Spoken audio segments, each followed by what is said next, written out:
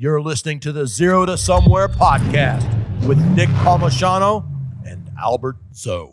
Here we go. Another episode of Zero to Somewhere. I wasn't on last week because we allowed the queen of Diesel Jack, Susie, to be on the show. How do you think she did? Honestly, it was the best episode. You know, That's good. I didn't have you constantly harassing me. Well, hopefully you retire me and I don't have to be on the show anymore. She did a great job. And, you know, for her, she's not a natural performer. You know, but she does sometimes get flustered with having to think of things off the cuff. She enjoys.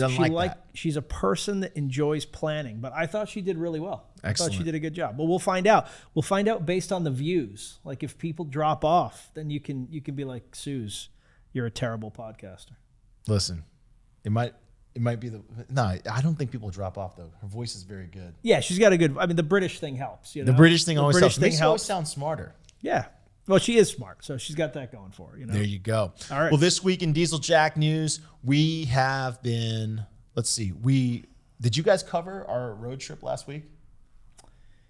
No, I don't think so. Let's cover our road trip. Yeah. So, one of our clients is a fitness brand, 104010 Gyms. They invited us up to Chicago to experience the 104010 life. No, I did. I talked about how you were so hurt by the workout. I wasn't hurt by it. That you weren't at work. Oh no, I just went to another job. No, that's not what happened. So you did talk about that. I did talked about great workout and how you were so smoked that you said you had to just leave for a few days to recover from the massive physical toll that it took on you. Also not true, but I don't work out that hard. I've openly stated I try to go at a medium pace. Yeah, we have a different approach to working out. My approach is to die at every workout and just be useless. And Albert's is to... The most important day is tomorrow. Today, it's going to end anyways. But tomorrow, if it's there, you want to be ready to seize that. That's my philosophy. Most important day is tomorrow. So, last week we got to go to our first on-site. We've not had a client ever want to do that for us yet, but it was interesting because they wanted us to experience the gym inside and out, and I think that gave us an interesting perspective on how to build up their business. It was pretty cool seeing how many people loved the gym. Yeah. And so their story is their brand has climbed. 104010 has increased enrollments at a physical gym in a state that enforced lockdowns. Yep. Which is mind-boggling. Yeah. Most gyms did not experience that. So that was pretty cool to see that going on. We also, this week, have a big filming week. Our friends from Combat Flip Flops, which you met on an earlier episode, is coming to film their commercials. Yep. We've been trying to break ground, and I think this is perfect for our guest who's about to join us. But with Combat Flip Flops, we've gotten an opportunity to experiment with them in breaking ground in a new place. We suggested jiu-jitsu, wrestlers, and combat fighters because they had made a comment that it's hard to break into an existing market, which was surfing. Yeah. They sell flip-flops like most surfers, beach people wear flip-flops. But the reality is there's also brands that are already really cemented there. And so you brought up a point because you have extensive grapple experience. I am a perpetual white belt, been a white belt since 2005, took a 10-year hiatus, re-earned my white belt. That's, you just pay, you pay somebody. And I was a white belt again. And then I stopped rolling jiu-jitsu before I got my blue belt. I got a couple stripes on my white belt because, well, my daughter was like, I want to do activities. And I just didn't have the heart to tell her, no, go fuck yourself. I'm going to do all the activities. Yeah. So I decided to free up some budget for her. But we all said, unique to mat sports is nobody wears flip-flops. Everyone wears flip-flops because no one wants to walk barefoot between the mat and the bathroom. Yep. And so we're going to try to break into that market. Nick, talk about like why did we choose to go away from the established market? Yeah. So, one of the things that you always have to think about when you're launching your brand, when you're trying to grow your brand is, if everybody is selling flip-flops to the beach, like, hey, you're going to wear the flip-flops to the beach, you're going to wear them in your backyard, you're going to wear them at a barbecue, then it becomes extremely hard to differentiate. And, here we have a brand that is already very well established in the military. Combat Flip-Flops was developed by veterans, for that audience. Well, a natural extension to that, just in the same way that a natural extension was present for Ranger Up, is combat sports, right? There's a tie over, there's a toughness to it, but also it is a critical product that is necessary. So like when you go down the line, at any jiu-jitsu gym or any wrestling gym for that matter, people go to the edge of the mat, they dump their flip-flops, and they either get on the mat to do jiu-jitsu or they get on the mat and throw their wrestling shoes on because you're not walking around with wrestling shoes. And the reason for this, for those of you that don't do grappling sports, is the bacteria from your feet, from the ground, can very easily turn into ringworm, MRSA, all the funk, staph, like all kinds of things that can actually be very, either on the low end gross or on the high end extremely dangerous. And so like the best gyms, demand that you have flip-flops on when you're not on the mat, and they're bleaching every day and, sometimes multiple times a day. And so there is nobody right now in the flip-flop space that owns that audience. So rather than try to compete head-to-head with Reef, which is already $1 billion brand, our recommendation is go where there's nobody and stake out a claim. Go to a natural adjacency to the audience you already have. And so we tested it with a couple photo ads. It's already started working. We've seen some positive results there. We've also started splitting things off by cold weather, warm weather. Interestingly enough, in jiu-jitsu, it doesn't seem to matter, which makes total sense because it doesn't matter if you're in the winter in New York City rolling jiu-jitsu. The reality is that you still need something to wear between the mat and the bathroom. So we're going to see how this works. We're going to shoot an ad for it. We did a tested hypothesis. It seems to be positive. But our next guest is he is really trying to break into a crowded market. All right. Our next guest is Don. Well, it's a double challenge. Double challenge. He's got an interesting double challenge. He's breaking into a crowded market, and he's breaking into a crowded market with a product that nobody knows. Is in its actual use case. No one has heard of this use case. Don. The Axe. I was about to not say your last name, but then I realized you said it was okay to say your last name. Don Williams, the CEO and founder of RipPak. By the way, if you're watching us on YouTube, Don has one of the brightest sets of teeth I've ever seen. This product must work. Give us a smile, Don. Look at that. Oh my goodness. That is like a dentist. That's like a dentist model. Are you kidding me? Yeah, like this guy's good looking. Like, hey, I need somebody for my dental poster. I know a guy. Hey, I know a guy. If you need a tooth model, I got your guy. You know what I'm saying? Anyone out there listening to our show? Don, welcome to the show. I appreciate it, guys. Thanks for having me. Yeah. All right. We're holding a RipPak. Yep. So, but for our podcast listeners who aren't watching the YouTube, explain what is RipPak. Yeah, so Albert has a pack of 15. That's what it looks like. It's the single stick. So RipPak was an idea I had at a younger age due to a younger sibling causing me issues that transpired into some experiences that I had serving in the Marine Corps. Deployed in hot places where toothpaste exploded in a hygiene bag, trained where it froze in my hygiene bag. So I knew that I couldn't be the only one with this issue, and that kind of sparked the idea to make a single serving tooth powder. But the icing on the cake was 2010 when the earthquake happened in Haiti, handing out hundreds of thousands of MREs to the local people, and nothing in there to help clean their teeth. They took the MREs that we were handing out and they were selling what they could eat on their local in their local market and throwing out the stuff that they couldn't because it was so processed. And their dental hygiene isn't like ours, right? It's a third world country. So we're fueling the fire with MREs. I don't think you're allowed to say that anymore, man. I think you have to say developing or something like that. It's an undeveloped country. There you go. Right. Either way. Then it sounds kind of Star Trek-y, like undiscovered country, In some places it does seem that way. Yeah. But yeah, we were handing out those things. They couldn't even eat it, right? And they were throwing out stuff, our supplies that the Americans are bringing. Their dental hygiene was really, really bad. Our medical team that we were there with the Navy, they were doing a lot of different medical things with, over the body and the teeth. And I just noticed, they smile, they're happy when people are there, but the smiles aren't there, and the smiles need to be there, and it kind of struck me. I was like, we need to have something in the MREs. We need to have something for the service members. We need people to have this stuff for camping. So it sparked, me taking about 2 months at the University of South Florida, ordering a bunch of ingredients. Yeah, go Bulls. Ordering a bunch of ingredients, mixing it together. It looked like I was making drugs in my. I just want to say I kind of love that your whole entrepreneurial journey begins with like basically like a junior high science kit. You know, you're like, I'm just gonna order you know, ingredients. like, I hope you had beakers. I hope there were like lots of beakers and like Well, there were, see, I had a lot of measuring cups, tablespoons, teaspoons, quarter of a tablespoon. quarter of a was teaspoon. there a Bunsen burner?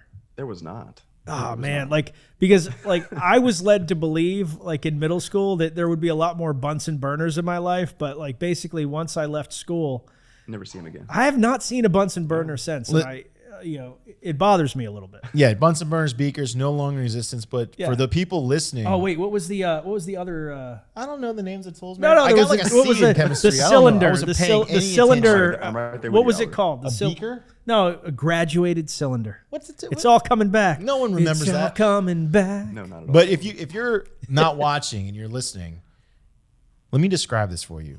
The packaging. So Don has all these powders. In a moment, Don, you got to answer. How did you do the homework for this? But before you do, so you got a college kid. He's got powders and measuring devices. And a everywhere. graduated cylinder. He's got some type of heating source, sure. Liquids, possibly cooking meth. like Walter Possibly White. a Bunsen burner. Might have a friend named Badger helping him sling it. But then he also packages it in these little. I mean, this is designed for drug. This is exactly how drug dealers sell drugs. If I were to be a drug dealer, this is how I would, because we can do one of these. We can do like, hey, Yeah, Albert, cash. really good to see you, man. Yeah, And then cash like, for boom, exchange. Look at that. I We mean, just this is exchanged solid RipPak. $20 We of just cocaine exchanged or- RipPak, and Funny nobody. story about Actually, drugs, this is probably right? more than $20 of cocaine. Are but- you about to tell us that you were a drug dealer? Funny story about drugs. So 2015, 2016, I took my original concept to Shark Tank. While I was there, I met a young lady that was doing a fitness app, and her app, well, forget her app. Her dad sold products to the Colombian military, and she looked at my packaging and she looked at the product. And she's like, I know someone that would want to use this or like try to sell it somewhere. I was like, okay, cool, Oh, no. let's do it. So I talked to I her just dad. want the baggies. The language barrier Wow. was really difficult in the beginning. Yeah, It yeah. was really difficult. But Was she cute? You don't have to answer that. I never met her dad, just talked to him on the phone Yeah, a couple times. yeah. But he was going to order like 10,000 units, but he wanted the process and he wanted to be able to do it over there. And I was like, that's a little fishy, man. You can't, Yeah, it's yeah. patented. Like, you're going to take my process. What are you actually putting in this stuff? It Yeah. kind of fell off, but that would have been the first big sale of RipPak. Yeah, I mean that. Let me The tell you that's, Colombian military. we look, will, I will tell you that the international drug trade is more profitable than the teeth cleansing trade. Absolutely. Just FYI, in case you didn't realize. Times fun 10, at fun factoid. We do have a client that does manufacture. We actually have a couple clients that manufacture in Colombia. One of them happens to buy tea from Colombia, and he has told us multiple times that sometimes the tea will come and no invoice will come. Like they don't even want the money. They just needed to ship something legitimate to hide the narcotics. They're like, yeah, you keep the tea. but keep ordering because we need to Yeah, keep keep sending- ordering the tea.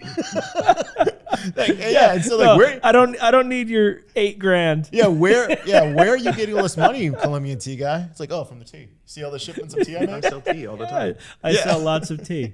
It's like, this feels like really expensive tea. Yeah. It's like, yeah. But getting back to it, so you're a college kid, you have this problem, you've identified a problem, you want to solve it, you've ordered the ingredients. How'd you know what ingredients to order? So I looked at a lot of websites with Crest, Colgate, Arm & Hammer, and I kind of looked at the inactive ingredients that they would use. And I had to take into consideration theirs is a paste. And I researched their paste liquid ingredients and seen if there was a counter like dry ingredient to it. So a lot of the times I would order 25 or 30 different ingredients based off of what I found on these ingredients labels, and I would start putting them together. And that's what the process took so long. And I knew I wanted something that was at least one serving, which essentially is about a gram of powder, is one perfect serving for an adult. But So Don, if you're hearing those sirens, we every single episode, yeah. we're in Durham, Someone gets murdered at least once an episode, so you just need to know that. So we just blast through that, but I don't want you to get distracted by it. No, not at all. And if you hear a dog or 4 kids running in the background, it's what it is. We're good. Or coughing, you know, a creek running through the house. There you are. You've got 30 ingredients, 30 ingredients. A graduated cylinder. My man is literally looking at packaging, toothpaste packaging, looking at the ingredients and looking for, you said, throw out the inactive, don't need those, just the active ingredients. And you just, where are you ordering this from? Like, I'm thinking of like random product. Yeah, like, how does one get like sodium inactive, bicarbonate? Like just, I just need a couple Colgate ingredients. Yeah, so a lot of Google searching, right? Google, in the military, we call Google Gunny Google because it has all the answers, right? I don't think that's true. I think that's what you call it in the Marine Corps. In the Army, we called it Google. Touché. So yeah, 30 ingredients. I just Googling it. I actually went to Ask Jeeves, which is just Ask now. I went to any other sites that I could find. That what about? Did you go to Web Crawler or maybe Netscape? No. By the way, I've still never met anyone that uses Bing. Alta Vista, How about perhaps. Bing? Did you I Bing didn't even touch Bing. Bing's not a thing. Bing is a thing. It comes by default on every Windows machine. I think the first thing everyone does is change default browser. Yeah, that's every time. Every time. Why aren't you sending me to Google? Yeah. What's wrong with you? So you're going around, you're searching, hitting up web searches, you're doing your own homework, looking for the raw ingredients. Yes. So I'm getting all these dry ingredients from multiple websites and just being a chemist without the Bunsen burners and all that other stuff. You know, I'm taking a little bit of this, a little bit of that, putting it together, trying it. My wife's looking at me like I'm making crack in the kitchen. There's powder everywhere. You know, it took a couple months and a couple arguments, but still got through it. You know, she's seen it as like, this is a hobby. Like, so you developed this. You didn't bring in like a scientist. No, I did not. It was just you. This is just me. So then how did you know you had a formula that worked? Well, first, my degree's in finance, and when I tell everybody this idea, I tell everybody this idea about RipPak. You know, they're like, "Aren't you in finance?" Yeah, but I mean, this thing could go anywhere, everywhere. Anyone can use it. Like, it's crazy. But anyways, yeah, I'm not a chemist major. I didn't outsource anything. I just did my homework. The most homework I did was actually reading patent law and reading a 3-inch book on patents and how to write one and how to ensure that the product was covered. You know, so you have your 12-month patent pending. Yeah. I formed the majority of that, and then I hand delivered it to an actual patent attorney, and he looked at it and he's like, "Okay, let's do the real thing now." But yeah, there was no outsourcing for it. You're making me feel really bad about my entrepreneurial journey because I didn't have to formulate anything. I didn't have to file any patents. This all seems much harder than what I did. How about you, Albert? I attempted to patent a dog toy design at one point. Yeah, I didn't know that. I started a dog toy company. I knew you had a dog toy company, but it was called Dog Nasty Dog Toys after the punk rock band Dag Nasty. And I thought I had, you're laughing. And I thought I had like a really ingenious way of like delivering. No, that sounds really good. I'm sure. It did not work. I thought I had a really ingenious way. So anyways, I had a great conversation with a patent attorney, and he actually looked at me and was like, he's like, I wouldn't recommend you doing it. I said, why not? And he said, first of all, he said the cost, which was substantial. I don't know, Don, if you experienced that. Yeah. Yes. And then he said, well, the biggest problem with patents is it's really only as good as your ability to enforce it. And I was like, what do you mean? He's like, even if you have a patent, a big company still might knock it off and think that they circumvent it. Yeah. Then it's really about, do you have enough cash to take them to court and win a case? So, and he told me, and that's why a lot of patent claims don't come forward until companies are massive. Mm-hmm. So like, if you recall, this is one of the reasons why BlackBerry fell, but like apparently a lot of their technology they had ripped off, but they waited until like they were $1 billion company, and this guy's like, hold on a second, and he proved it. And then Samsung and Apple have like pulled off technology from each other. Well, they sued each other. But they also can handle the fine. Yeah, they sued each other. They both won. Compromise. They both won billions of dollars against each other. Said, well, and then it was like, hey, let's call it a draw. It's like, you copied the pull to like refresh. Like, can you patent pull to refresh on the screen? I don't know. It was. And so like every cell phone in app. So, You know who's great at patents? Our mutual friend, Jeff Kirkham. well, is he great at enforcing them? Yeah, I think Jeff is good at all of the things. But I do story. want to bring this up, and so we both have a friend, Jeff Kirkham, who's a Author, author, actor, businessman, special forces, swimsuit model, all of the things. beautiful human, and investor. And when he told me that he invested in Don Williams, that's how he said it. He didn't tell me that he invested in RipPak. He said, "I've got this Marine. He's been hounding me for 4 years, and he's still going. He's relentless, and this crazy son of a bitch isn't going to quit until RipPak is successful." That was basically our conveation. And then we said, "What is it?" And then we're like, "What is it?" And then we met you, and you Yeah. you gave us samples, and I actually liked the original flavor. Everybody else didn't like it, I guess, but like I was like, that's "Oh the yeah." service members in us, right? That's Yeah, I was like, "Yeah, this it is worked. good. Yeah, it's this is active. good. It works. It's Like, good." I But don't need anyway, it to taste like roses. But I do want to talk about that because it's a continuous thing. Absolutely. Like Jeff Kirkham claims he has never had a loss. He has never invested in something and not received his money back eventually. And his method is, I don't care what the product is. I only care who I'm investing in.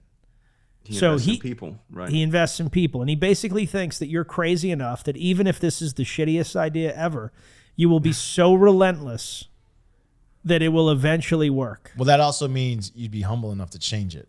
It does. Because It does mean that. inevitably you'll have problems, right? So Right. tell the world about the has problems. Yeah. Well, first, if you're more fortunate than others, right? You build a longer table. You don't build a taller fence to keep people out. That's the kind of ideas that I have about Jeff. Like I reached out to Jeff in the beginning talking about patents and patent work. And he's like, got a long way to go. That was in the very beginning. I stuck with it, continued to talk to him, sending him updates, different logos. Just out of curiosity, knowing Jeff, was that his only comment? Like you talked for like 2 hours and then he was like, "You've got a long way to go." So with Jeff, it's more like talking for like 5 minutes. He if he has the time, he'll have the time, but if he doesn't, he'll let you know he doesn't. Yep, So it's really, really quick. I think the whole time I've known Jeff, we probably talked an hour on the phone. I've known him since 2015. So just You've accumulated 1 hour of total 1 hour of talk time. conversation. Yeah. And wow. I like that. That's good. That justifies where we're at right now. But yeah, just continuing to bounce ideas off of Jeff and building that relationship. And he's seen the validity in the product and everything that it could be in, where it could go, and the lives that it could touch. Like I'm personally connected with the product because I know firsthand the impact that it can have on countries that can't afford proper dental hygiene in places like that. And then being in the service, in the cold or in the heat, when you get off of patrol or you get off of training and it's freezing cold, like you want to hygiene, you want to eat, you want to sleep. This is one of the factors to kind of incentivize people to keep going, boost that morale. So you're one of my favorite entrepreneurs, and I don't throw that around a lot. The reason that I enjoy watching your journey is because it hasn't been an easy one.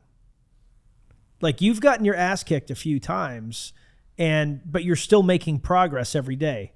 When we talk to our account managers, you are the only client that we've ever had that every week has a new thing to report that you tried.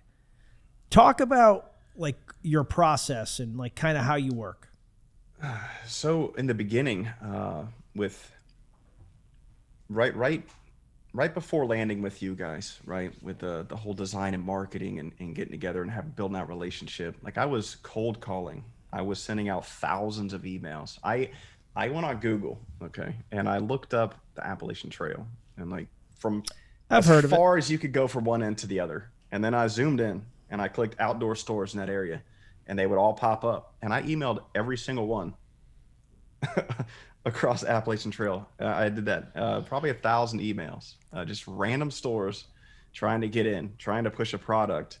I read a lot of books. And one of the things that I read, can't tell you the book, but the author was incentivizing you to sell a product before you have it, kind of like your guys' previous podcasts you had. Sell a product before you have it. Yeah. You have the money to come back in and actually do what you want to do with it, and then you fulfill that product. That's the goal that I was trying to do.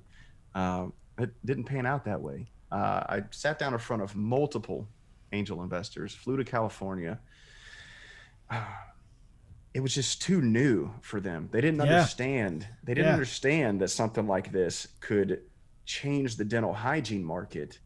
I mean, this is convenience. I'm selling a convenience.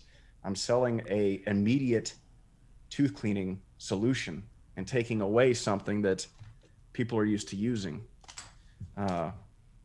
It's just too new. No one wanted to be the guinea pig for a product like this. They seen the growth. They seen where it could possibly be, but they didn't want to jump in first. They wanted someone else to do it. They wanted purchase orders. They wanted inventory, and I didn't have that. I'm still in the Marine Corps right now. Like even then, I was only making what I was making. The time that I had was dedicated to what was making me money and providing for my family. I was doing this on my off time. Like get home at 4 or 5, and I'm doing this from 5 to 7 or 5 to 8. In the early stages, my kids were really young, so it didn't really impact them very much. Now, I'm every hour is incremental. It has a place and has a purpose. You start off and you scrape together money to do this, and your first flavor, I'm trying to remember what it was called. I think it was like triple berry. Excuse me. Yeah. Quadruple berry. That's bad. Quintuple berry. Quintuple berry, baby. Sextuple berry. Had you called it sextuple berry, you probably would have. Yeah, you probably would have done better with sextuple. Yeah, berry. it's like. Although I can't even. Can you name 6 berries? Go. Blueberry, raspberry. Yep. Cranberry. 3 berries so far. Boysenberry. Nice. Blackberry. Is it gooseberry a thing? Gooseberry is a berry. All right, but you had time. Can you name another berry other than gooseberry? I got lost at 6, so I don't know if I have number 7 in me. But I think the packaging would have been okay. funnier But you still did a great job. if you called it sextuple berry, but you only listed like the 3. But yeah, major you had berries. like a bunch of berries in your first flavor. Strawberry, blueberry, raspberry, strawberry, blueberry, And raspberry. I tasted 3. that flavor. It's like, no, that's 6. I tasted that flavor and I was totally fine with it. But apparently, like you were excited about it. You got it on Amazon. Your friends were like, "Yeah, this is great." Your Marine friends, that literally eat crayons, were like, absolutely. "Oh, bro, this is great." And their favorite color was red too, so it kind of made sense that they liked the triple berry. Yeah, because everybody likes to look the like original. they're bleeding when they spit out their dental hygiene. Yeah, sure. Marines never do anything easy. We always do it the hard way. Yeah. So what was the feedback when it left your immediate circle? Immediate circle, about 8 people. They're like, "Yeah, man, this stuff works. Like, how does it taste?" Like, to me, I finally hit it. I finally made it. Like, this product tastes good, because my wife was a guinea pig in the beginning too, and she hated it. And I was like, man, it tastes good. This stuff's good. Triple berry it is. Sweet. You guys like it? Yeah, it works. It works as intended. How does it taste? It tastes great. Awesome. Let's go with that flavor. So we order that flavor. We get about 1,000 units, to put on Amazon and to sell and to push out there. Test it out. Let's put our toe in the water. This is pre-Jeff, testing it out there. Jeff actually was the first wholesale order for the original flavor RipPak. Okay, all right. Yeah, so he knew where it was coming from. Where was he selling it? You just never know with Jeff. Yeah, he was selling it on Ready Man. Okay, all right. Yeah, so he put it on Ready Man, and that was like just the kind of guy that it's one of the things like Jeff owns everything. You turn around and be like, well, I have like 100 7-Elevens. Yeah. Like you just never know. It's like you've been watching me, Jeff, for how long? Like since 1993. I was there at your high school graduation. Like what? I put a tracker in your asshole. Sorry. Jesus Christ! Like that gave me the idea for rat tourniquet, and that's how I created the rat tourniquet. Okay, but yeah, he was the first wholesale order. And I think it was 80 units, and I was like, and you were like, man, I'm balling.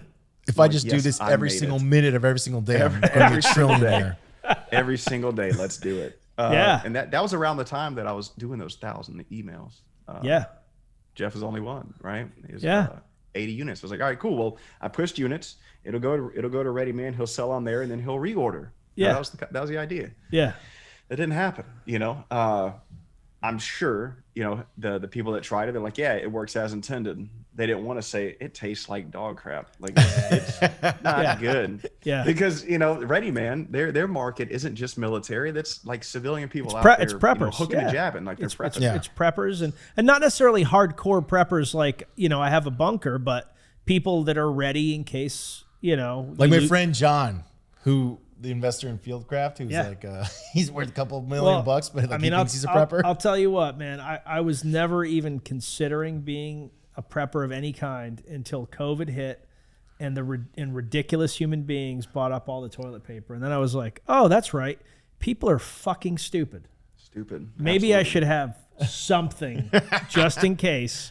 I'm going to get toilet paper too. And by that something, I'm going to buy 50 rolls. Right? Yeah, 50 rolls of toilet paper. Pushed it out on Amazon.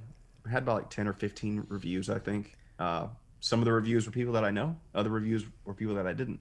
And I noticed a disparity. The people that I knew, it's like, great product. Like, people that this I guy's didn't, great. Tastes like crap. I was like, okay, that's a flavor thing. Sweet. And I look back, broad scope of the whole thing. Dum-dum, you did it. You tested it with a market of people that don't care what stuff tastes like. We eat MREs. We don't care what stuff tastes like. So that was my my biggest pitfall. So I knew I had to go back and I think it's super important to talk about the value of the product. So like a lot of times when I talk to people about RipPak, they're like, well, why would you need that? Because they brush every morning, they brush every night, like they have good dental habits, or at least they claim to. But like I remember being on 21-day field problems where, it was 24/7 ops. The battalion commander was pushing you. You were in meetings all the time. Then as soon as you are out of the meeting, you're building your op board, and then you're on a mission, and then go. And the whole point of the op was to replicate a wartime op and push the leadership to the max. And like 100%, even though I'm a person that brushes twice a day, I missed multiple days of brushing. Like I had that hey, there's like moss growing on my teeth feeling. Yeah, and it's not because I wanted that. It's because in the big scheme of things, like when I had the 1 or 2 hours of time available, I wanted to sleep. You were racked out. I didn't even care about food. It was like, let me sleep. So the last thing I'm thinking of is I better figure out my dental hygiene. But that is the good thing about RipPak is you could literally throw that in an ammo pouch, throw that in a pocket, and when everyone else is dipping, you throw in a RipPak and clean your teeth because hey, this is get something. Yeah. Yeah. Well, I mean, no one likes to claim that their dental hygiene techniques or their dental hygiene routines are bad. Oh, we've all met that person. When you look at their face, you're like, you don't brush your teeth at all, dog. Like, a third of adults miss. Bro. Yeah. What's it called? What's the disease? Halitosis. Thank you. Halitosis. Thank you. Yeah. Thank you. Halitosis is terrible breath. Yeah.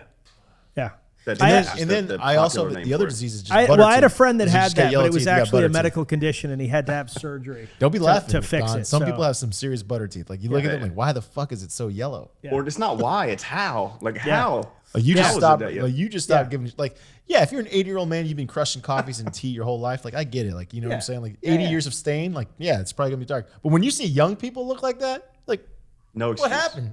Zero excuse. Yeah, but a third of adults misbrush their teeth. There's also genetic. There's genetics in it. About 40%. Like my dad has like meh teeth, kind of like I have, and I got that. Yeah, but you drink a lot of coffee. My mom has never had a cavity in her entire life, and her teeth are like perfect. She probably doesn't drink coffee. She does drink coffee. That's what I'm saying. Genetics plays a role. I didn't get those genetics. Sucks to be you. I got the soft Italian teeth genetics. I drink a lot of coffee. So break it down. So you've encountered a market. You've now got it on Amazon. You started getting positive reviews, but then you started getting negative reviews. So you have to make some type of adjustment. What was your thought process to this point? What do you do? Yeah, what did you do? So my thought process is like, well, crap, I just spent like 10 grand on all these products, and I couldn't order in bulk. I didn't have enough money, right? So I only had a minimal amount to sell. I didn't even make money back. I actually went in the hole. Like, I didn't make any money back from the first round. That's my boy. Yeah, you know, that's the way to do it, right? That What'd is you the do way with to them? do it. Did you Lesson. destroy them, Hey. or did you manage to discount them? Like, what'd you do? with them? No, I actually sold majority of them, just peddling it. Like, Is there still some triple berry floating around somewhere? He just had some in his hand. I have one here. Oh, bro, I need that. Unopened. I need you to sign it. Yeah, I want like an OG triple berry. Yeah, I could do that for you. I think I have 10 left from 500 units. Listen, we do the triple berry challenge. It's like the Packy chip challenge, where it's like You have who to can do take them, this? you have Who to do can them take a all pack? back to Who back. can take a pack in the mouth? 15 packs. You have a choice. You can either drink you a gotta gallon of swallow milk, it. either drink like a the gallon of Warhead milk in 1 challenge. hour. Yeah. Like the Warhead challenge? Yeah. I mean, if it goes What's the viral, word? I baby, don't know you that gotta- one. I don't know that. What's Warhead's that one? candy. It's very sour. Yeah. Like 10 warheads in your mouth? Yeah, I could do that. I don't. I react. My face viscerally I reacts get to it too. sour. I could do that. I no love problem. sour stuff. Yeah, Well, yeah. I know That I'm wouldn't sour. affect. That I think wouldn't that's affect why me at all. my taste buds were so good working with like putting ingredients together and seeing that it works. Yeah. I can't hear worth crap, but like my taste buds were popping all the ways. So I'm like, Why can't you hear? FA problem? Like what happened? It's called the military. Yeah, but I mean specifically what? Like I mean just like was it like a Marine thing where you guys were like I don't need earplugs? No, I actually used earplugs. I just shot a lot. I don't know what it is. I mean I Sensitive shoot eardrums? I shoot all the time. I have great hearing. Sensitive eardrums in, man. You know? I really can't. I can't put a Well, I'm sorry. I'm sorry for your loss. Put a thing on it. I'm sorry for your loss, but you probably didn't hear this. What do you say? But yeah, so I sold all of them. Not all of them on Amazon. I had to actually pull product back. That's a whole nother story. Like sending product to Amazon, the warehouses. It took like 3.5 months just to get the product on Amazon. I thought I was never going to get it on there. It was just extremely difficult to me because it was such a product that is not on Amazon. They're like, we don't know how to categorize this. Are you How telling do me you wanna that a categorize it? multi-billion-dollar multinational wasn't responsive to the needs of a guy that was trying to sell 500 packs of a new teeth cleaning product? So here's a fun fact: is when I was trying to get it on Amazon, it was in that interim when Amazon was having like India answer their phone calls, and we were still getting U.S. based people answering the call before they kind of just went overseas. So you never knew what time of the day it was, who I was going to get. Yep. But it was like 3 months to get it on. But I sold all the product that I put at the Amazon warehouses was sold on Amazon. But I went door to door, like to different stores, trying to get it in there and sell it. And I ended up selling it to friends, to other service members, people that are deploying, training. So that's how on street corners, walking up to guys like, I got a question. hey man, If you didn't love the product, you want some triple berry? were you nervous that like you would send them? So like, because at the end of the day, this is a brand. Were you nervous that you would send it to someone like, let's store it? If this sits unsold, like most retailers, they're not going to give you another chance. Like it sits on my shelf for, let's say 6 months. And then I'm like, hey, done. Like, I don't ever want to try this again. It didn't work. Were you nervous or how did you think about that? That's like, yeah. I mean, this is like a fifth kid to me, right? This is something that I really love and have passion and drive for, because I know how many lives it can touch and change. So yeah, absolutely. Like having somebody call you or send you emails like, your stuff's garbage, it's not moving, pass, and I need my money back or whatever. Yeah, that's always something in the back of my mind. How do you deal with that? Because I've been there. Like, and it's tough when something that you're pouring your heart and soul into, it's tough when somebody tells you this sucks. Yeah, you just have to have RTC.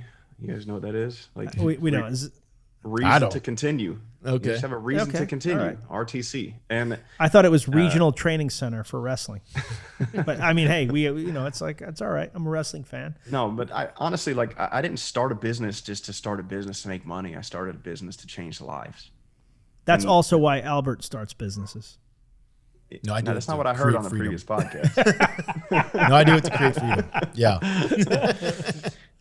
But you get 1,000. I do it before you out get of a yes, sheer morbid right? curiosity. That's true. Just to test it. Yeah. That's why you like the marketing. Yeah, thing. we Like, probably you like to should. test. We probably should get somebody in this company that's good at business, Albert.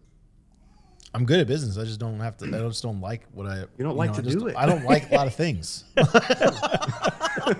Like if the business I've been a part of, they've all done well. But if you ask me what I like to buy, I'll tell you nothing. Like I don't like things. People are like, oh Yeah, well. we're probably the worst business partners in that regard. Yeah. It's like, hey Nick, what do you buy? Like I don't know, like a whiskey every once in a while, some red wine, and movies on iTunes.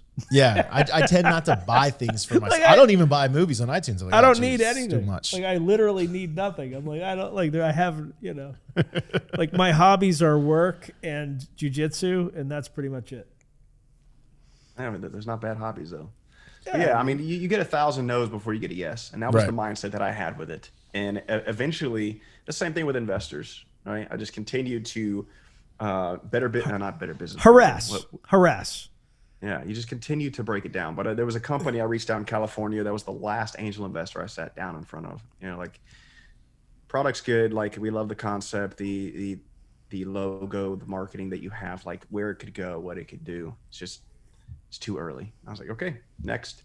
Like just 1,000 no's for you to get a yes. And that was my mindset behind it. And I know how many people could use it. How many people. So what was the game plan? Change. What was the game plan? So now you've put it on Amazon. You've gotten some negative reviews. You've managed to sell through your inventory, but you haven't reclaimed your cash. You mentioned you put 10,000 down. You put money down on the ingredients. So I don't know exactly how much you lost, but you lost something. So you're negative.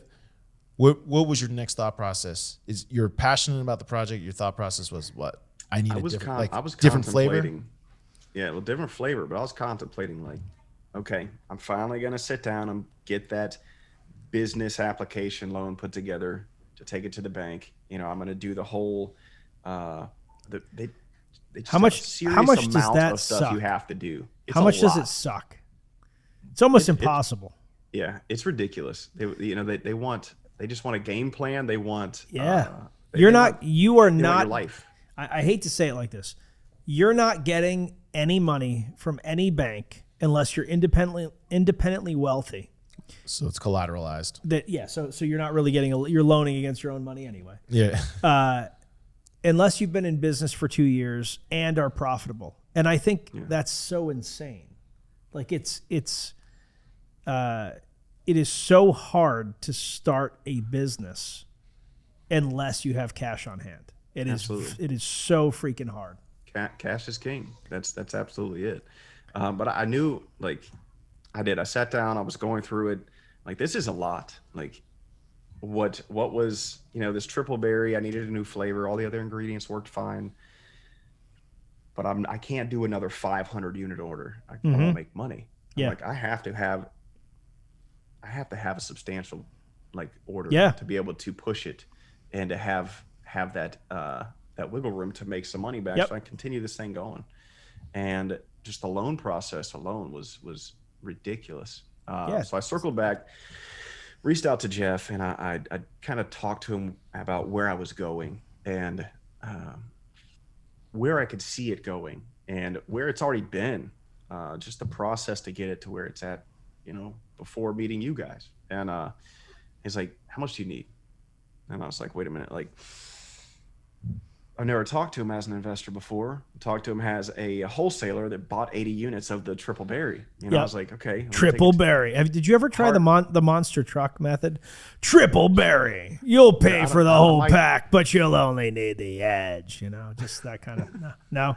I don't know. Maybe it would have worked. I don't know. I don't know. Maybe not. I think the sex berry though, that might. Sex. Yeah. Now we're talking. Sex berry. Hey, you're welcome, baby. Take Either it. way. Yeah. Sexberry sells. That's what they say. Trademark that. Yeah.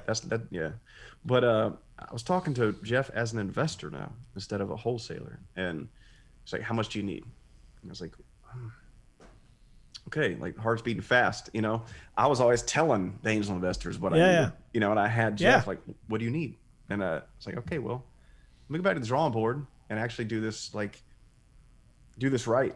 Like, I don't want to do wrong by you. Like, you realize, like, you're going to invest in a company, and that's where he didn't invest in a company, invested in a person. And I didn't look at it that way, Yep.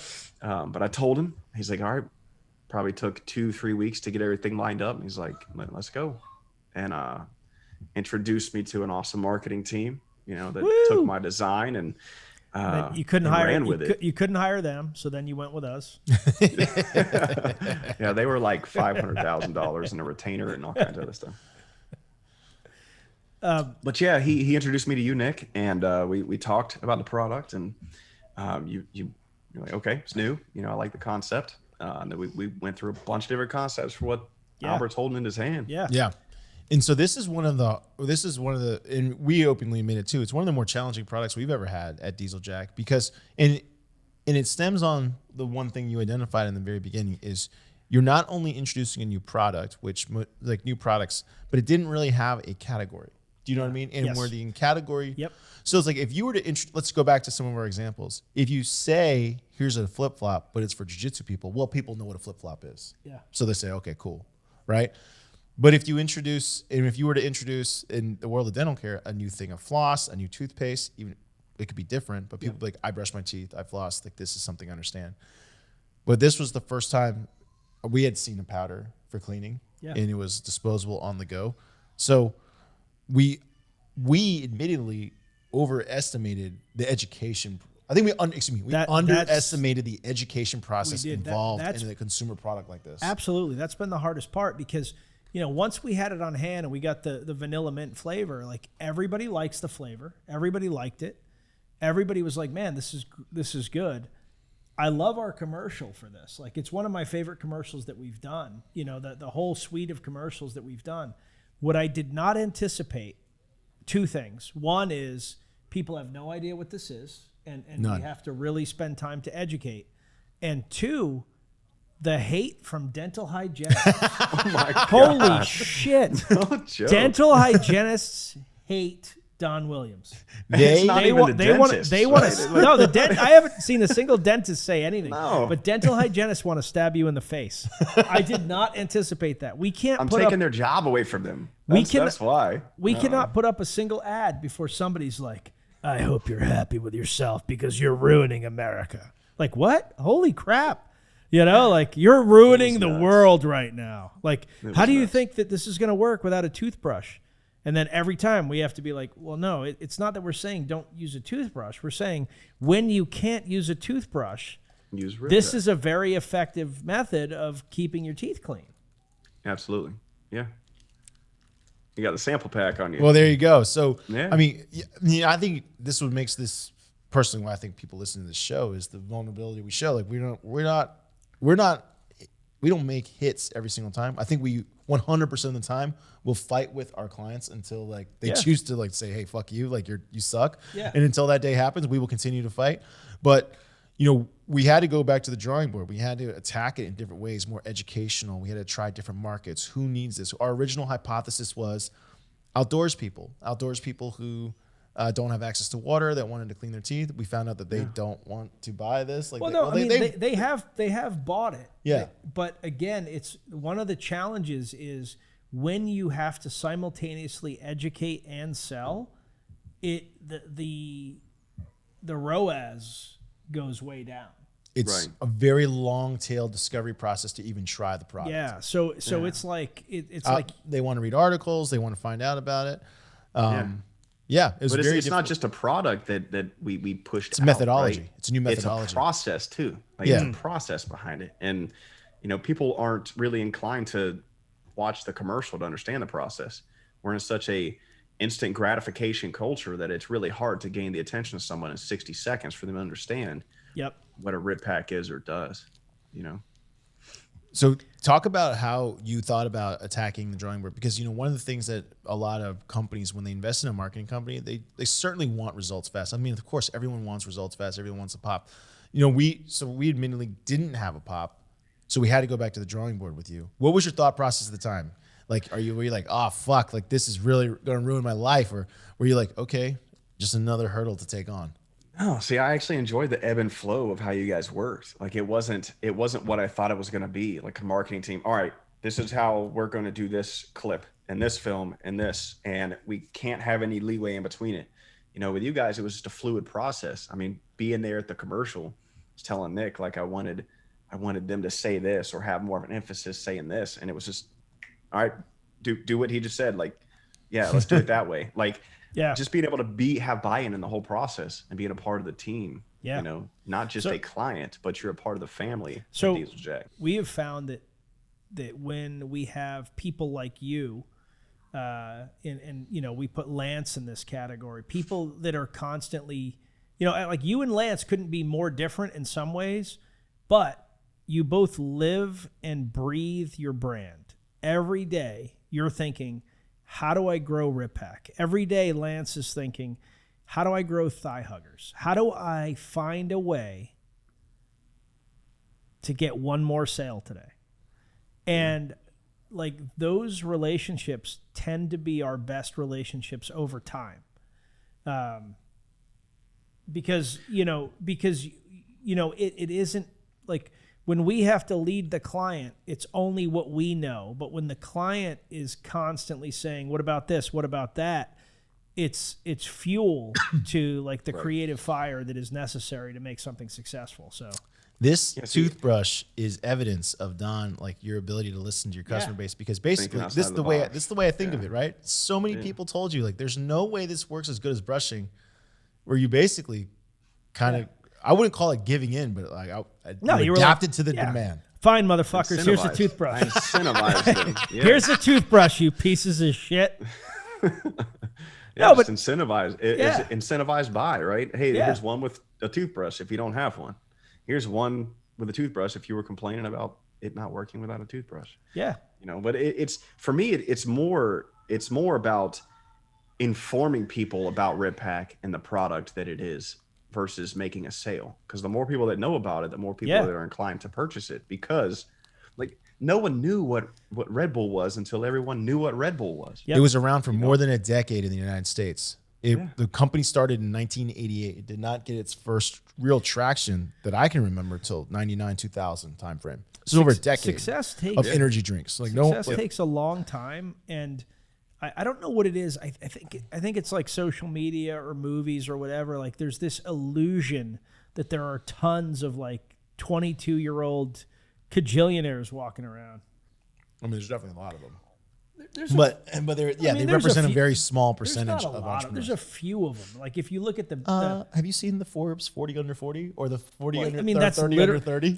We're a country of 380 million people, and they had to struggle to find 40 people under 40. You know, and some of them appear again. Yeah, like, some of them are like Zuckerberg. Oh, he's still under 40. Yeah, I'm 39.5. Like, come on. You know.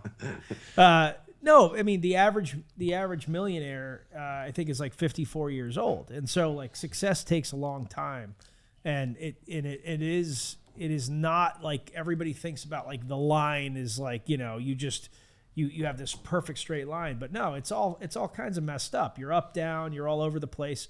You have made progress. Like you are selling more. You have, you know, you're going to have the opportunity to be in some wholesale accounts. Right. And online, you know, over time, it's inching up. Like we're seeing slowly better and better results. I mean, it's not amazing, and we're admitting this as the company working with you. We haven't tipped it over yet. We haven't found that hit yet. But you know, I don't play the lottery, but my dad used to do scratch offs, and I think we are the first swipe of one of those scratch offs. You know, you just see a little bit behind it. You're like, oh, it's a winner. It has to be a winner. You know, we're at that first scratch off. You know, I'm waiting to scratch the rest of it. You know, yeah. So talk about what you've done strategically to try to increase sales, because you invested in a big marketing push, you invested in online, you invested in a lot of different areas, you invested in repackaging it, buying toothbrushes. Yep. Talk about what you're doing to further, I guess, educate, right? Because I would say this: if people don't understand what it's used for, there's no chance you're going to make a sale because they won't try it, right? They don't. People inherently don't try things they don't understand. Yeah. So maybe also tell us, like, you know, we talked about the military a little bit, but who should buy RipPak? Yeah, for sure. I drink a lot of coffee. I probably drink a pot a day. Kind of addicted. So you're an amateur. Yeah, just a little bit. That Cuvée coffee I had up there, by the way, is like my favorite coffee. I appreciate that. Cuvée makes it. Cuvée. They make it. They make a great coffee. CUVEE.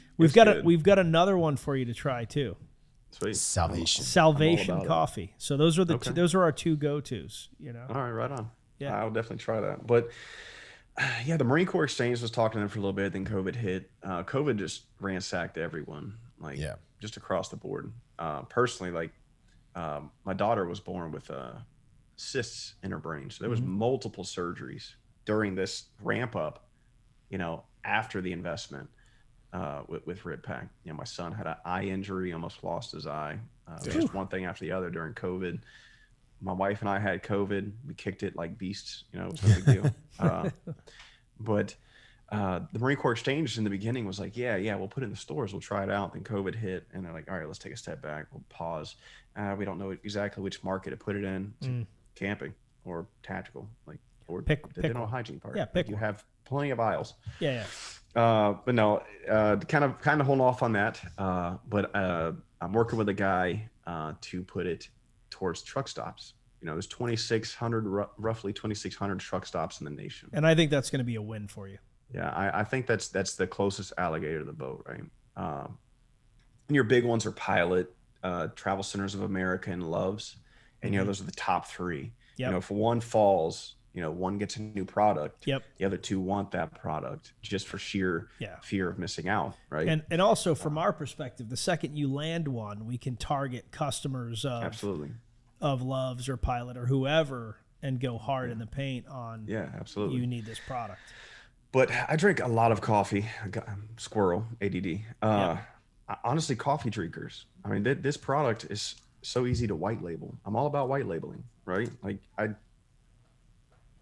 like other coffee, but Starbucks could be perfect for it, or any other mom and pop bigger store that can afford licensing a something that takes the coffee stains off your teeth after you drink coffee.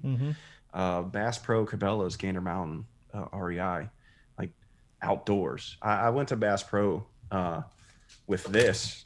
And they're like, oh, that's a cool concept. We've done dental hygiene in the past, and we don't sell enough toothpaste. I was like, well, that's great for you because this isn't toothpaste, right? It is a single serving tooth powder. We don't get it. I had to kind of educate. I continue to educate to this day because it is a process. One of the things that I found in research, tooth powder was around before paste. It was huge in India and overseas, and then the Industrial Revolution happened, and then people utilize toothpaste here, and then it kind of capped that market over there.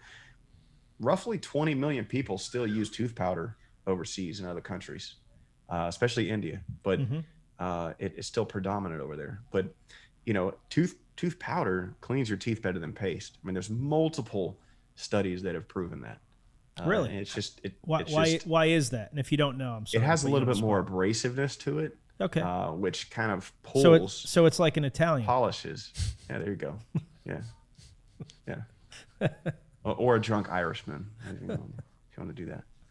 But it has a little bit more abrasivity to it. It activates a lot quicker. Have you thought about targeting the Indian market, like an effervescent tooth powder? Yeah, I have. The thing with going overseas is, like you were talking about patents. I don't have a patent over there. I don't have a way to enforce that protection. Yeah, that's your bigger problem. Is how do you that enforce is the it? biggest Internationally, international enforcement of patents. If Apple can't stop China from making the Apple knockoff stores, you ain't gonna stop you're not. whoever knocks this off. You know what I'm saying? It's not gonna happen. No, China's just gonna laugh at you oh, that's a nice Adano wheel, yeah. This is a RipPak with a 2R. For those of you listening, Albert is in fact Asian. I'm just talking like my granddad. Oh, Donald William, this is a wise decision. What was did your grandfather sound like an evil Bond villain? Because that's no. You just went dark with that. You're That is so great. But yeah, I have thought about that, and I'd like to do that in the future. It's a process. Everything's a process. Yeah. So where are you going next? What's the big push next? Because I appreciate you being on, because you're on your way to success. I would say that, like, if we were drawing the line, like the hump of just started, here's success, you're kind of like halfway up. Like you're on your way there for sure. Every month gets better, but you're not there yet. And but I believe that you're going to get there.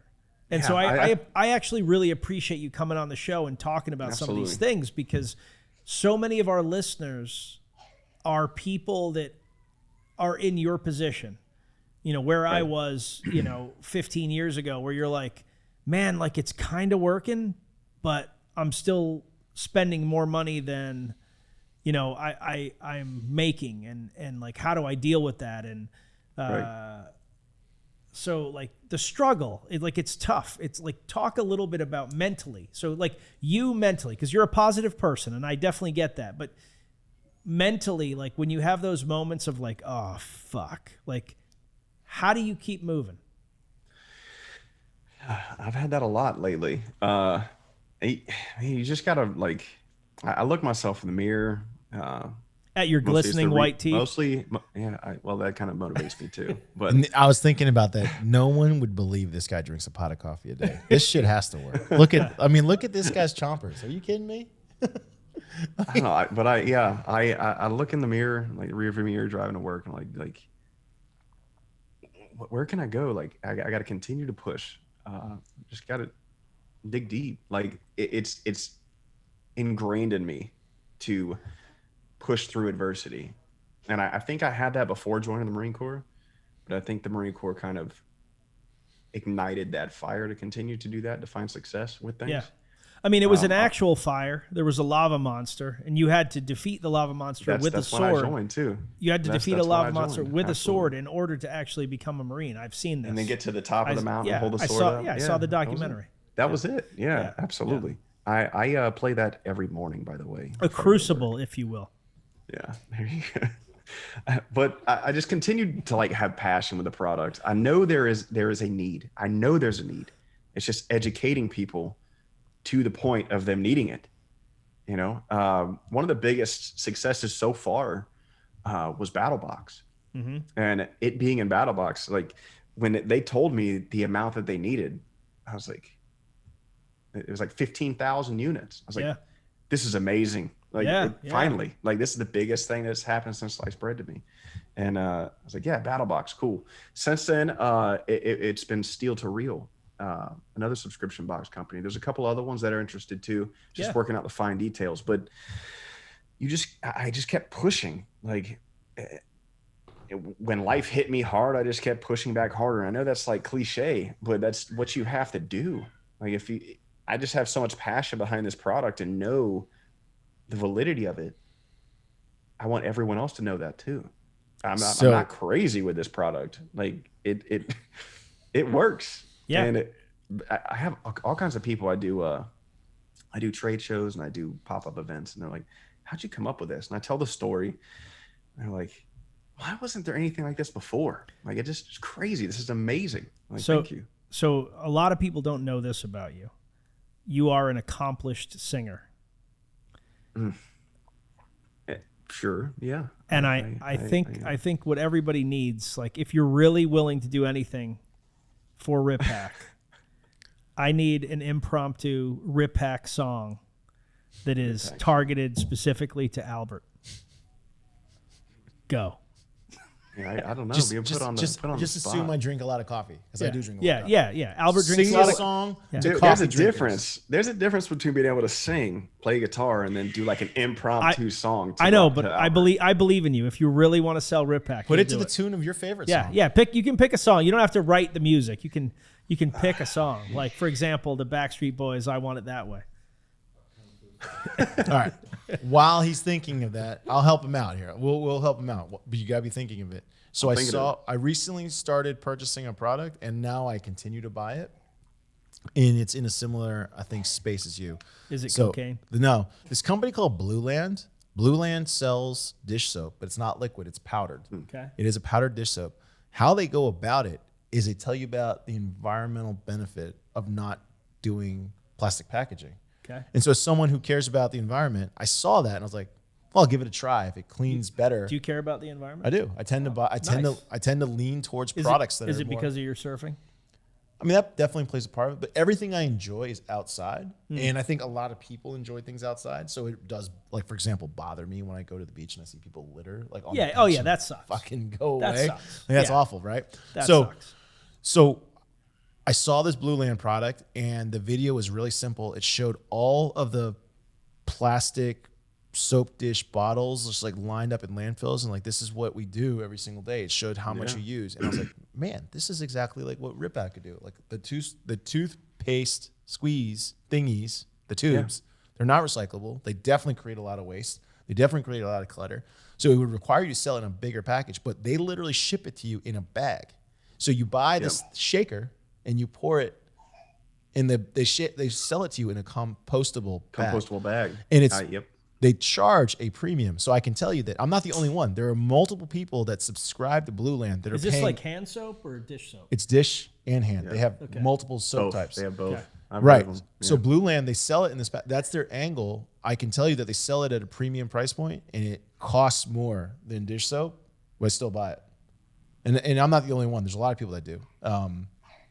So I was thinking about that. Like, if you're saying it's as good as toothpaste and you could get it like scientifically backed, you could probably do the same thing and actually increase your margins that's versus interesting. creating small little things. Yeah, You can create that was big- one of the things. One of the things I reached out to kind of get not FDA, but ADA approval. I don't have fluoride in my ingredients, and they're like, "Does that have fluoride?" No. Okay. But Like, I don't they think want Tom's that. toothpaste. I don't think Tom's has fluoride. I don't think they do either. I don't know if Tom's are ADA approved though. What happens if you add fluoride? That's just an ingredient I don't care to use. Like, that takes away the kind of holistic or all natural ingredient factor that I have with RipPak. Check I don't Tom's. use- Tom's doesn't use. I don't think Tom's uses fluoride. People buy Tom's toothpaste.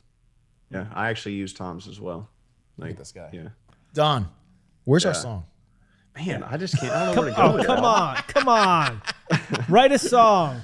All right, fine. Then sing us a Yeah, song that you that's- already know.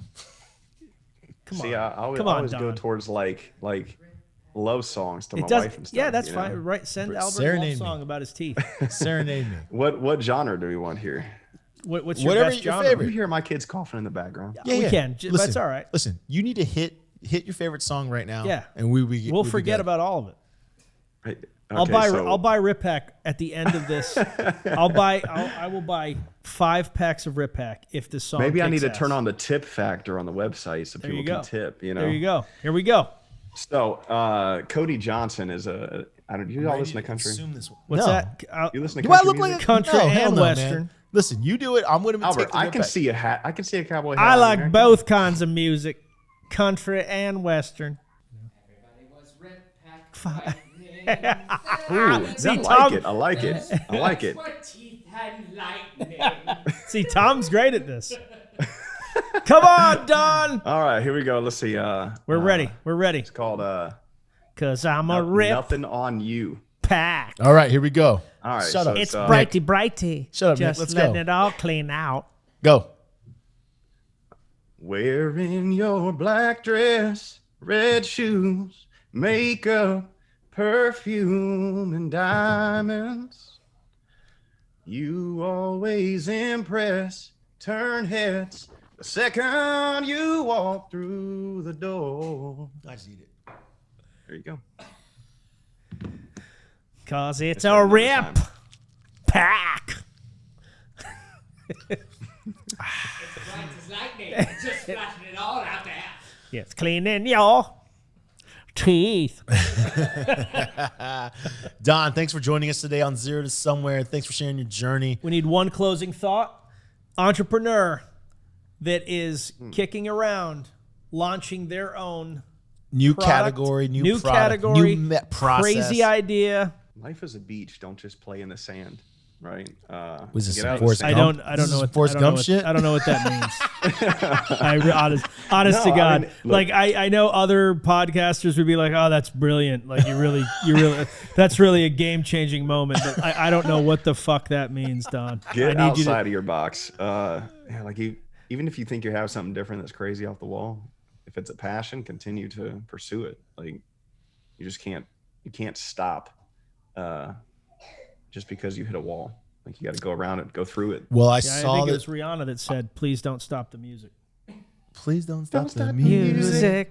But listen, Your teeth are dull. I saw a thing on Shark Tank. It's Let's go time back to get them clean, and we have Hey. the way. RipPak is the way that's gonna make you good. It's I think gonna our make you listenership clean. will decline. I'm going to test it. If the more Nick Hey, like sings, I'm just trying to find songs Listen. to fit RipPak. You know, the I've tried. I will say I saw on Shark Tank once this guy came to the tank or whatever, and he had a like 30 plus brownie cake knife. It was like designed to cut more than 30 squares like instantly. And they like I feel like that's unnecessary. super unnecessary. They asked him like what your sales were like, and he had no like signs of hope. And of course, they only put him on there to laugh at him. Yeah. Absolutely. But I will say, follow your dreams, like Don says. But if you have no numbers to suggest you are winning, Yeah. you might need to change your plan. Follow your dream, but if your dream is stupid, change your dream. As evidenced by you can't sell it. Yeah. No, I honestly think, and you didn't give yourself enough credit. One of the things that you have done is continuously iterate. Like, you know, they didn't like the flavor. The packaging needed to be different. You know, now, like, you know, this The flavor. utility, so that it drives it home. Like, what's it for? Yep. Yeah. This flavor is, some people love it, some people don't. So you're launching new flavors. Like, Yep. Yeah, I'm excited about those too. constant iteration is so critical, and not taking offense that, because it's tough. Like, I know it's tough when you make something and people are like, meh, or worse, they're a dental hygienist that literally wants you to die. Like, actually is, I've never, like, one thing, you know, I will advise my children Don't. to never date a dental hygienist after the They're hate. hostile. They They're are mean people. Hostile. Holy shit. But you know, like, people have brought the heat against you, and it's a great product. Like, we use it. You know, when my wife was in the hospital, you know, because she had a bunch of surgeries recently. Like, she used RipPak because, like, she literally was like too weak to like brush and stuff after surgery. And so, like, her mouth was gross, and so she was RipPacking. And so, like, there is utility, and it's a good product. So, like, we believe in it. But you've had a ride, you know, you've had a rough go, Absolutely. and so, you know. If for those of you out there who want to learn a little bit more, go to www.rippak. That's RipPak.com. If you want to talk to somebody RipPak about Find out RipPak, what RipPak actually does. and you write to RipPak, RipPak. Don himself will be addressing you. I do. I handwrite everyone. Like, hey, thanks for the order. Yeah, I did one funny the other day. I don't know. I haven't got any feedback from it, but her name was Karen. You know, the whole Karen thing. Well, that's a challenge right there. We're already starting like, off. Yeah. That's Like, a hostile. Karen, your husband reached out to me weeks ago. I'm glad you're finally getting RipPak. It's probably a dental hygienist that wants to, like, criticize your product on her TikTok channel. Don, Probably. all the best. Thanks for sharing your story. Yeah, thanks so much for Thanks coming for on, having me, man. guys. Absolutely. Thank you. I mean, Don has more stomach than and I've always said this, right? I kind of find things that already have some type of momentum. I've tried myself to start things from scratch. One of the things that happened to me when the dog toys weren't doing well at retail, like, my immediate thought process wasn't like Don. I wasn't like, oh, I'm going to change this. Yeah. Mine was, oh, this is too hard. I mean, I quit. I quit. I took my losses and I said, fuck this. I'm out of here. Right? I'm going to do something else. I know it sounds bad, but I mean, that my methodology isn't for everyone. I'm not saying like, Yeah. Oh, no, I'm not saying, like, hey, listen, it's also a reasonable methodology. Like, I know a lot of people that operate like you do. Like, hey, I'm going to try something. It doesn't work. All right, I'm outta out. here. I'm Yeah. out. Let's try something else. yeah. I am more like Don, but, like, I'm not a full Don. Like, I did not have a beaker in my kitchen. I was not burning things and, like, making concoctions and ordering 30 ingredients. And, like, I did none of those things. And so, like, you know, we talk about this a lot, though. You know, you will meet a lot of entrepreneurs on the show. They all share one continuous thread: relentless focus on making the product better, relentless focus on succeeding, not quitting, having grit, like that, whatever you want to call it, a can-do attitude, a positive mentality, like successful entrepreneurs that are not independently wealthy because of their parents share that no quit kind of attitude about their product, even when they get kicked in the nuts over and over again. Yeah. And, and to be clear, like Don is succeeding, but he's not succeeding at the rate that like most people would find comfortable. Like where he was 6 months ago and where he is now are significantly different places. But his attitude right now is as positive, if not more positive, than at the beginning when he was like a pie in the sky entrepreneur and like, oh, it's all magically going to work out kind of thing. And I think you need to keep that. You need to believe constantly that it's going to work. If you can't, then you probably shouldn't be the person that is running the org, because it is so mentally taxing. If you can't keep yourself in that positive headspace, I think it's dangerous. That's my thought. You have any closing additional thoughts, Albert? I don't have any other thoughts. So we've already addressed it. I mean, there's definitely two ways to attack business. There's no right way, but I 100% agree. The people that you see that are the most successful, most likely, they're the ones that they will not stop.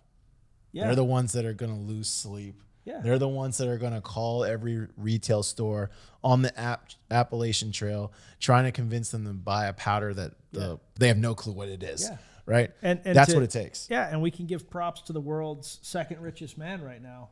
Bezos had a similar start. Like nobody wanted to buy. Very few people were convinced e-commerce would become a thing. E-commerce, and why would anybody buy books?